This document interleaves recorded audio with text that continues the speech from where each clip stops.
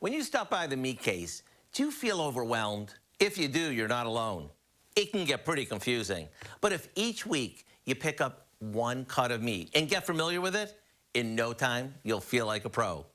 To get things going, today we're going to use one of my favorite budget cuts, flank steak. To start, we butterfly it. That simply means that we cut it in half horizontally, almost all the way through, so it opens up like a book. Then we sprinkle with a mixture of Italian breadcrumbs, Parmesan cheese, and olive oil. Over that, we place a layer of sliced salami and provolone cheese. We roll it up jelly roll style and secure it with bamboo skewers. After trimming it, we cut slices about an inch or so thick, making sure that each piece is secured with a skewer.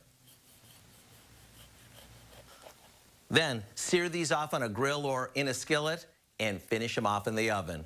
Serve these for a quick weeknight dinner. Everyone will think you fussed all day.